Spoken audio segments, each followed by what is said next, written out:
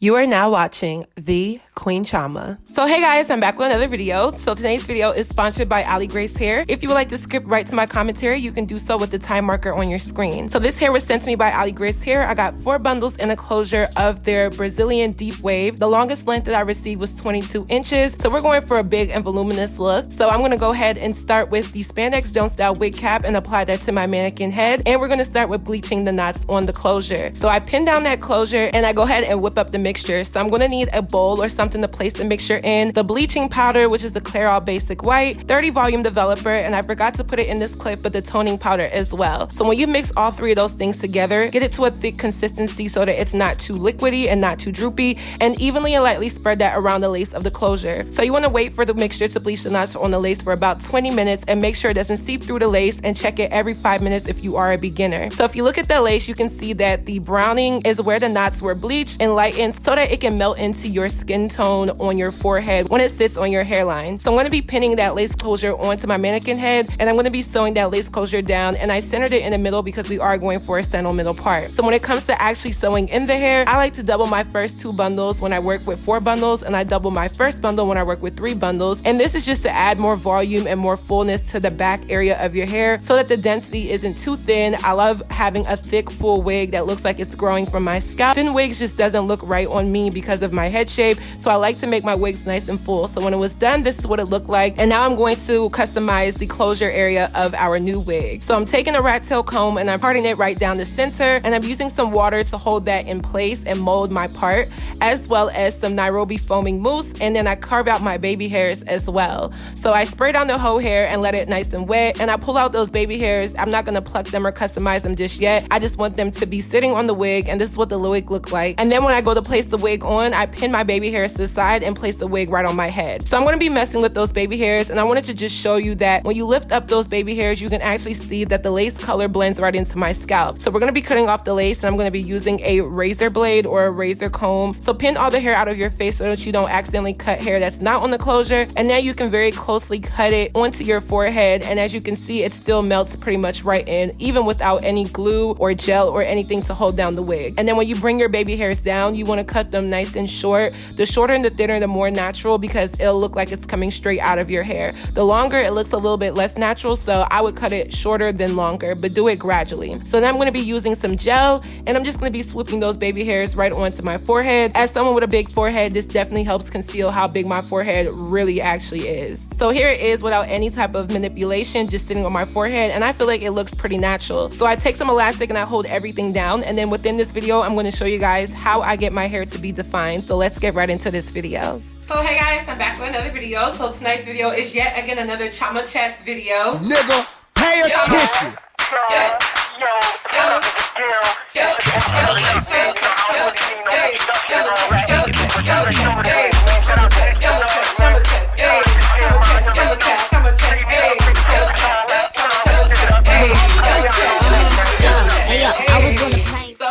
Another video. So this is going to be a hair tutorial slash girl talk video. A few months ago, I posted on my community tab that I wanted to create a little space called Girl Code. So I asked all of you guys to write down any comments, basically stating like an unwritten rule, which is like a girl code that we should be following. So I got over 800 comments, which is a lot. So I'm going to be skimming through. I think I went through and tried to favorite the ones that I really like. And I'm going to also be at the same time showing you guys how I define curly hair when I get some hair. So this hair is from Ali Grace Hair. This is their deep waves, and what I'm going to be doing is showing you guys a very simple tutorial to use to define your hair, whether it's on your wigs or even on your natural hair. So the products that I'm using, I use on wigs and I use on my natural hair as well, even down to the brush. So let's get right into this video. So everyone pretty much knows that curly hair's best friend is water. So I have this spray bottle full of water, and I'm just going to pretty much saturate my entire hair to the point where it's a little bit more than damp but not soaking wet. Before we get started, if you guys see any part of this part of the wig, this is just because this is from my frontal and this is a closure unit. So don't think that the wig isn't on correctly. It definitely is. It's just that that's going to show because this is not a full unit. Okay, so the first one says, stop telling black women not to dress a certain way or find interest in certain things just because it's not popular amongst most black women. It's okay to be different. I definitely think that's a very true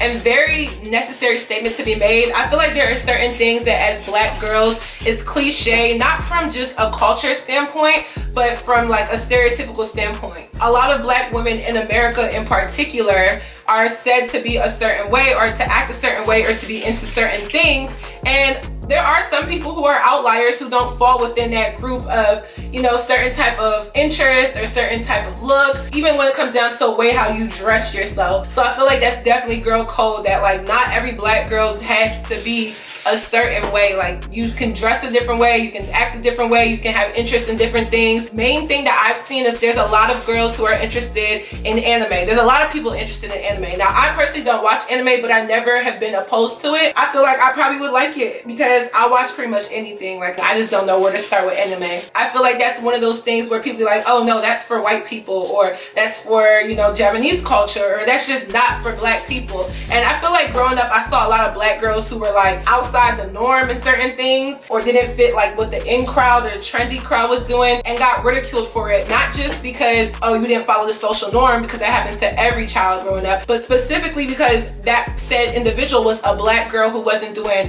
black girl shit, I guess you can call it. The next one says, if a black man disrespects dark-skinned women but praises light-skinned / mixed women, as a light-skinned woman you should not date him or even find him attractive. I think that is definitely something to keep in your head as any woman. I don't feel like a man, especially a man within your own race who is of a certain shade, should be speaking down on another woman solely based off of her shade, especially within the black community. I feel like if you're a light-skinned girl and you know that your man or guys that you come in contact with are very much colorist and say demeaning things about brown or darker skinned women, you should really think to yourself, do I really want to be with this man? As a light-skinned girl, you're still black, okay? Even as a mixed girl, you still have color in you. You're considered a person of color. So when you have yourself as a light-skinned black girl, or just a mixed or biracial or some woman of color, and I mean like brown and black people of color, and you have a baby and you procreate with a man who is, you know, darker complected, or just a black man who speaks very ill of brown and dark-skinned black women,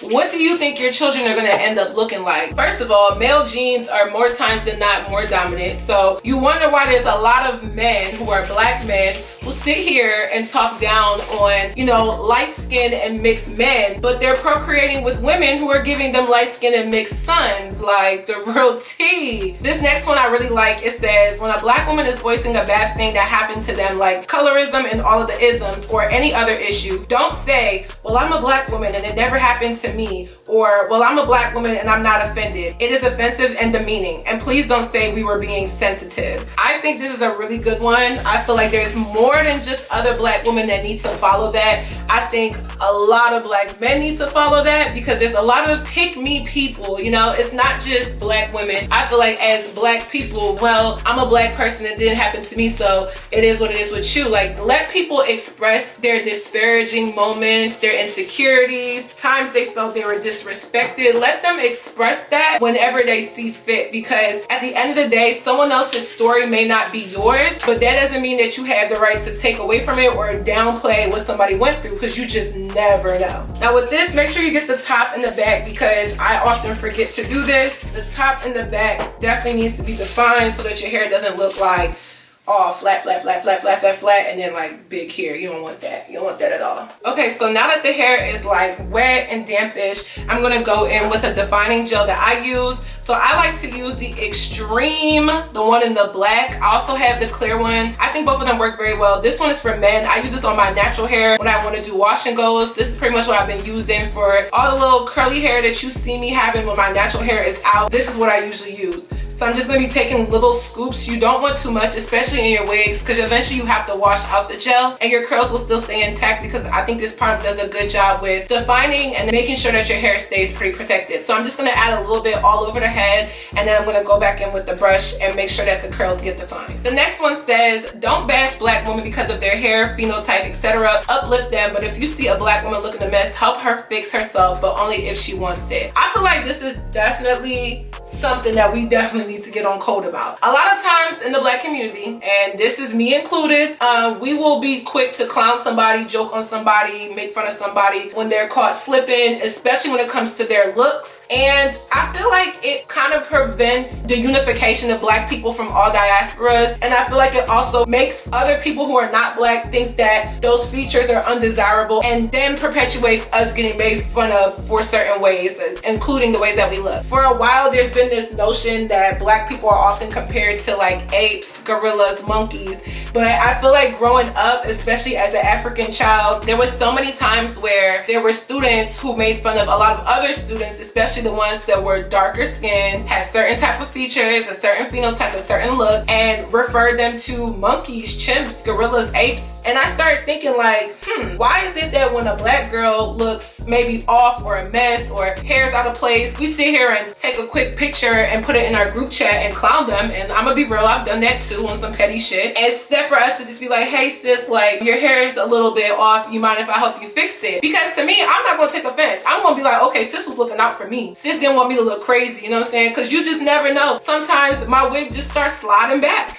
Saying my wigs don't slide back, you know what I'm saying? My shit is secure. But I'm just saying, I've had bad hair days. I've had days where I have a flyaway. Maybe there's something in my teeth. Maybe my skirt is, you know, twisted to the side. And I've had, you know, girlfriends, black girls tell me like, hey girl, you know, fix that. But I feel like a lot of times we take the route of clowning another black girl before we sit here and say like, hey, let me just help you fix up your hair or your outfit or something. So you may think that the hair is getting kind of straight. It's not actually becoming straight. It's just kind of absorbing the gel, and it's going to curl up and revert, especially as the hair dries. So I'm gonna let it air dry while I talk to you guys just a little bit, and then if it gets too late and it's not drying that fast, I'll go in with my diffuser. But I just wanted to let y'all know that when you do stuff, you can use products that work for both your wig and your natural hair, and a little goes a long way. This next one is actually pretty good. It says, these older black women need to stop hating on the younger generation. I find that many older black women are very judgmental and outright mean and have hate for no reason other than jealousy. I have been working on living a healthy lifestyle and I have lost 50 pounds so far. Why did I become the most hated woman at work? By who? Black women, primarily older black women. They started horrible rumors and everything about me. Thankfully, my character and how I carry myself speaks for itself. This is also something I want to point out. I respect my elders. Coming from a culture like mine, respecting your elders is so heavily pushed. It's basically like an indelible characteristic that you have in yourself, especially as a black person, especially when you're African, especially when you're Nigerian, especially when you're Igbo, to have respect for your elders. It's been hammered into my head for as long as I can remember. And sometimes when you become a young adult, you feel like you cannot speak to people who are just older than you. You're still an adult, just older adults, and let them know when things have gone too far, words were said that were not appropriate, the lines were crossed. And it's almost like older people within the older generation are sometimes given a pass as, okay, well, they're wiser, they're older, and you have to respect them so they can say anything they want, when you should be able to check certain people respectfully and make sure that you understand that you're not being an old, bitter hag as an older woman. I feel like I've come across those black women, and it's very disheartening and very disencouraging as a young black girl who you see older women in their respective fields. It could be anything, doing so well or something, and you want to be like them, but it's just like this mean or like weird attitude. For example, I don't want to speak too much about this because I don't know who watches my videos, but I got into a legal situation like maybe about a year or two ago. The attorney that was helping me was another black woman, and I was so anxious and so scared to always go to her office because I always felt like she was mean and she didn't really like just, you know, explain things to me. And I kind of like, I want to be within the legal field one day, you know what I'm saying? That's like my law school's like my plan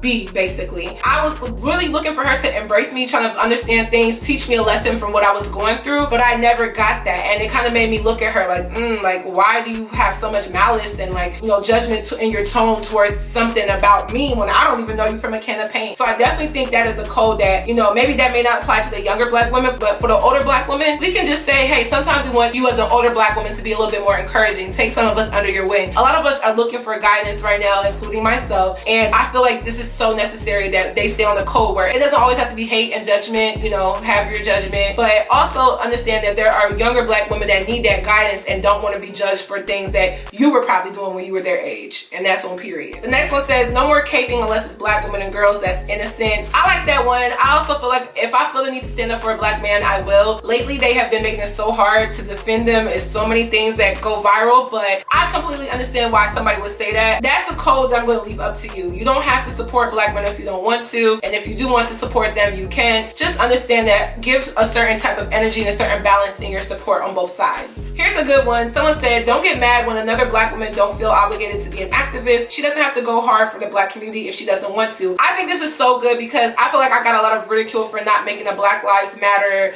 George Floyd, Breonna Taylor type video when I honestly had all the intentions to do it, but then when things started happening with me mentally, I was like, I just didn't feel comfortable talking about a topic that was so dense. And so a lot of people wrote me like, why aren't you talking about this? Why aren't you talking about the riots? Why aren't you talking about Black Lives Matter? Why aren't you talking about this and the third? And to me, it was kind of like, well, damn, like, can a bitch just not for once? Like, not everyone has to be this stand-up activist. That doesn't make you anti-black. It doesn't make you anti-anything, to be honest. Some people just don't feel the need to take to social and public platforms to express their solidarity with certain things, and that's perfectly fine. The next one says, don't let the fact that a man is quote-unquote busy and has a lot going on keep you from voicing your concerns on issues in the relationship to keep from bothering or frustrating him. I'm not saying nag him or anything, but if he's in a relationship with you, he should be concerned about the issue just as much as you. I feel like a lot of us girls, this is definitely a very good black girl code. I feel like a lot of us women in general, but especially us black girls, especially those of us that are a little bit more sensitive. I ain't the most sensitive, but I feel like in a relationship I probably am. We sometimes shut down and we put so much emphasis on our man, the relationship, and his wants that we forget our wants and voicing things that are concerned. And then there ends up being red flags, and then when everything hits the fan and we look back at the red flags, we're like, damn, hindsight was 2020. We should have seen this coming. We should have voiced it, but we didn't say anything. And that definitely needs to be stopped. Like, we need to normalize having appropriate conversation in not just relationships, but friendships, situationships, whatever it may be. Like, we need to definitely normalize voicing those concerns and not being so timid on saying what's actually bothering us. This one is a good one. This one says, if there are people putting down black women or purposely trying to get a reaction, don't spam the comment section with, why don't black men like black women, or why doesn't he like us? Don't give them the attention or satisfaction. Why cry over an internet troll? I promise you they weren't going to make you happy, improve your life in any way, or help you grow your income. So what did you really lose? The right man will come. For now, work on bettering your life and becoming the best version of yourself.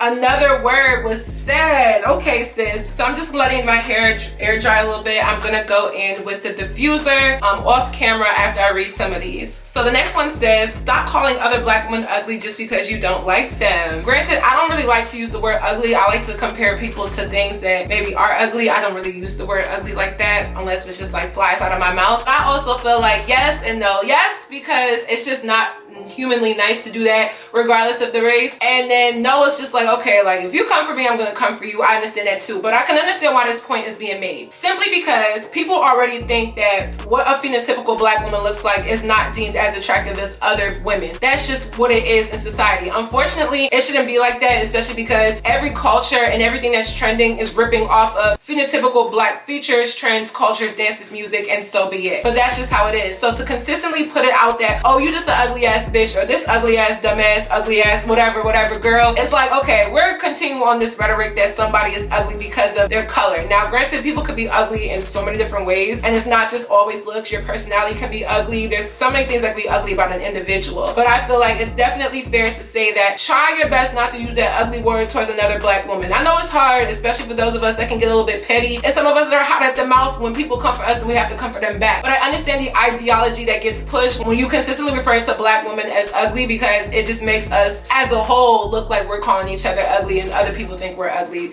when we're not, because we're beautiful and we're popping, and I need to stop saying period, but period. This next one says, never ever be anyone's mistress, side piece, or plan B. I need to stress this one. I have never voluntarily been somebody's side piece, side girl, whatever, but I have found that I've been like the other girl, or maybe the outside girl, or I was a girl who was being cheated on and there was other side girls. So I've been in every position, but I've never gone into it knowingly knowing that I'm going to be in that position. And I don't advise any girl, regardless of race, to do that, because that just shows that you have no self-worth. Like, if you're okay being a side girl, that just shows that you have no self-worth whatsoever. And to me, you could call this harsh, but this is why I would sit here and be like, oh, she's just a dumbass bitch, or she's a stupid ass bitch. Because in a way, it kind of is dumb and stupid to willingly put yourself in second place to a man when there's so many men out here that will make you number one. Like, there's nothing that good about one guy that he would allow you to be number two and you would accept that. There's nothing that special about anybody on this earth that they should make you number two when you're supposed to be number one to that individual. As Black women, oftentimes I see in the media, some of the shows that I watch, or just some of the celebrity couples I follow, or in real life, I've seen many women subject themselves to being the other woman, the side piece, the plan B, the two-timer, the double back girl, and it's really not cute. Men are not gonna respect you, and they know they're not. I have tons of guy friends. I have a whole set of homeboys. They told me, like, I'll never sit there and cuff a girl that willingly lets me play her. Like, I need to see a girl that knows her self-worth. Even if it's hard to stop talking to a guy, because trust me, I'm in that position, just ignore it and block, ignore it and block, ignore it and block. Men love a chase, period. They love a chase, and they're always gonna want to try and see how much they can get out of you. But when you subject yourself to being a side girl, it's like they'll never bring you to the level that you think you deserve, because you're already showing them that you're not worth that number one position. Because if you don't see it in yourself that you're worth something, how can somebody else see it? Especially a man, when a lot of guys are stupid. Okay. The next one says, stop calling other Black women bald-headed or saying they look like a man just because their hair is short or they did a big chop. I don't know why long hair is so praised. It's not even all that. Ooh, she came for us. I definitely think this needs to be a code, because oftentimes the first thing that we do is say, oh, that girl don't have no edges, her hair's short, she bald-headed, she ain't got no hair. That's such a instant comeback for so many girls when they see a girl that doesn't have long hair or has shorter hair or whatever it may be. And it's kind of like one thing to talk about someone's hair who is damaged, but to sit there and use Black women is equated to being bald is just unacceptable. The real tea is a lot of us have very long hair. We just have very textured hair. Shrinkage is a big thing for us, especially those of us that are natural. It makes our hair look so much shorter than what it really is. But because some girls operate with a superiority complex, thinking like, oh, I'm better than this person because I have long hair, that has become something that people use to demonize other Black women for having short hair, and that's just not cool. I feel like the whole thing with long hair is just seen as more feminine, so I can understand from that point, but to use having short hair as a way to demonize another person's look, especially a Black woman, I feel like does a lot more damage than people think it is. It's all fun and games, all pettiness and cattiness, but it really does play a damaging role for the collective of Black women when it comes to our beauty. So let's refrain from that one. That's definitely a code that we need to stay on for sure. So the next one says, stop thinking every discussion is an argument. You can share opposing views without trying to be witty or clap back at someone. We can communicate effectively without taking offense to everything. Wholeheartedly agree. As a commentator, it's so hard to have conversations sometimes. Some things I say that can be petty and catty, I can check myself on that. Some things other people will come and just be disrespectful when they don't agree with me. And it's kind of like, why can't we just have a conversation? Like, you don't have to agree with me. I'm welcoming all opinions on every video that I have. Just don't be disrespectful is all I say, and keep it about whatever we're talking about. Some people be going out the wall just trying to say mean things, but sometimes opposing opinions is disrespect, but a lot of times it's not. And I think as Black women communicating, we definitely need to take that into consideration when we're talking and communicating with one another. The next one says, stop wearing your clothes you slept in and that darn bonnet when you go out and about. Get a cute beanie or a hat, or take time to fix yourself up a little before you go outside. I gotta clap it up for that one. That used to be me. I used to think like, okay, I'm gonna just go outside with this bonnet on. Nobody's gonna judge me. My hair's not done. But lately, I've been switching it up. Like lately, I've been making sure, like, even if it's an extra 10, 15 minutes, put the wig in a small little bun, put a headband on, and go about your business. I think bonnets are very unprofessional. I feel like that is an at-home thing. I never wear pajamas in public. I will wear sweatpants and a t-shirt before I sit here and wear actual Cookie Monster sweatpants and a messed up cut up t-shirt and some fluffy slippers to the grocery store. I don't think it makes us Black women look presentable, and I see it a lot of time in the urban community because of where I live. I go to a lot of Black owned or commonly Black patronized establishments, and I see it a lot, and it's gotten to the point where I'm kind of like, okay, I understand if you didn't want to get yourself together before you came outside. I understand running out real quick. I understand sometimes it is what it is. You're in what you're in. You just gotta go and come back, and you don't care who knows, but don't make it a habit, okay? Because I've been there too. I'll run outside with a bonnet on every once in a while, but recently I really started to just cut the bonnet stuff out. Especially don't wear it as like a hat, you feel me? Just take the bonnet off. If your hair looks crazy, a scarf looks better than the bonnet, you know, a nice little headband. Just fix yourself up a little bit when you go out. It definitely heightens feminine energy. It definitely heightens the overall look of Black women, and it definitely heightens the attractiveness that you feel within yourself when you go out, and you could just at least, at the very least,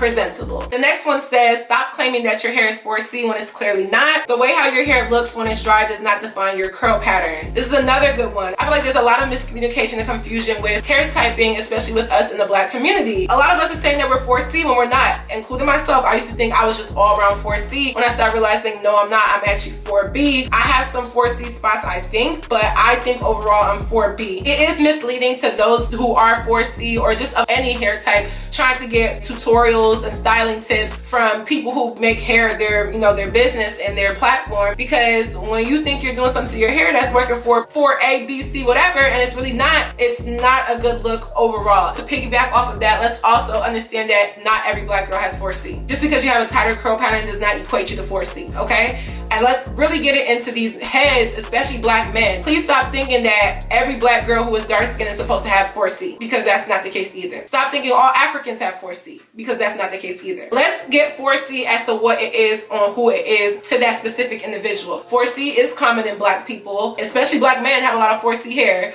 but it's not all of us. And the next one says, other races of women can get away with being loud and not looking their best. You can't play that game as a black woman. Look your best at all times. And I salute that one, because like I said, when I cancel the old me and bring in the new me, I'm gonna be on point at all times at this point. At this point, hair, makeup, nails, whatever makes me feel like I'm beautiful, even if it's a lot or just minimal makeup or enhancement, I need to be on point at all times. When I step into professional platforms, when I step into business platforms, social platforms, and personal platforms, like, it's nothing to look your best all the time. You're not doing too much. Like, if someone ever says like you're doing the most, you really need to ask them, well, are you doing enough? Because are you doing enough? Always look your best. Being loud and not looking the part does not fly for us black women. It just hasn't and probably never will. For other races, they can get away with looking a little bit less than in certain spaces, but we can't do that because we're already not taken serious, especially as women, let alone black women. So I feel like when you feel like, I'm gonna just turn it down a notch, it's not that big of a deal, step, okay, bitch, step. Like, step. Go ahead and step. And I feel like there'll be a different reaction from everyone. The next one says, don't ask me if my hair is real or natural, just know it look the fuck good. I know that's right. I've worn my natural hair and people be like, OMG, can I touch it? Is this your natural hair? Is this a ponytail? And it's just like, how come when you see a beautiful black hair, whether it's long or it's a certain type of curl pattern or whatever, it just looks good, the first thing is, oh, is this your real hair? Granted, okay, a lot of us do wear extensions, a lot of us do wear hair that's not our own, whether it's a full-blown silky weave or if it's, braids or whatever, but still, like, just know if the hair looks good, it looks good. Like, I know that question more times than not is not really trying to be offensive, but don't ask if my hair is real or not. If you know it's fake, then it is. If you know it's real, then it is. Like, okay. This next one says, we don't judge each other in the hair store or nail salons. I know that's right. Like I said, I just see her running out in the bonnet and the pajamas, especially at the hair store, because I done see some crazy things at the hair store. I done seen like only the back row of braids braided and the top part of the hair still in the ponytail. I don't judge anybody in the hair store because I already know we going in there to get what we need to look cute on the outside. So this is gonna be a little sanctuary for us to simmer down a bit, but just know when we walk out with the stuff that we bought from Beauty Supply, we're gonna step. But let's also normalize more black owned Beauty Supply, because we just need to. The next one says, don't braid your edges too tight. I know that's right. Please, ladies, let's take care of our hairlines. That's why I simmer down on frontals. I try to do closure wigs and frontal wigs. That way I'm not always putting too much stress in the front of my hair. And then obviously I leave my natural hair out a lot more than people think I do. And we just need to protect our crown because our hair is so beautiful. It's durable, it's strong, it can withstand a lot, but once it's gone, it could be gone forever. So let's definitely protect the edges. Don't braid too tight and keep them wigs secure in the most healthy way that you can for your hairline. So the last one is, stop labeling biracial girls as biracial. This is so important to us black women and girls for so many reasons. I wholeheartedly agree with this one because to me, when you're biracial, you are biracial, okay? There's something to be proud of in meshing those two races together and becoming who you are. When you're black, you're black. There's a lot to be proud of in being a black person. Nobody is 100% anything before I get those comments. But when you're biracial and you come from two races, own it. Unfortunately, you are just not a black person if you had to come out of a white vagina or come from white sperm or whatever it may be, Asian vagina, Asian sperm, I don't care what it is, but it still is not a bad thing to be biracial. And I want more biracial girls to just own it and say, okay, yeah, I'm mixed, I'm biracial, it is what it is. Whether that's black and white, black and Asian, white and Asian, whatever it may be, just own the fact that you're biracial. Because what happens is when you try to go into black spaces, yes, black women come in so many different shades, ranges, changes and all of that, but it becomes oversaturated when the same type of look that's being misrepresented as a black woman is shown in so many public platforms, because it makes the girls who are very, very, very underrepresented, and I mean very underrepresented, feel like they're being washed out of a space that's actually for them. So I feel like there could be a biracial space, a white space, a Latina space, an Asian space, a black space, and everybody could coexist and be happy, but it starts by making sure that we label things as they are supposed to be.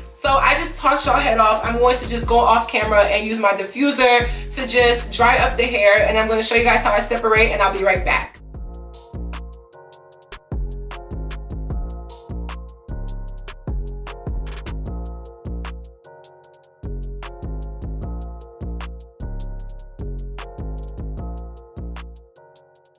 So this is the final look of the hair, very big and fluffed out.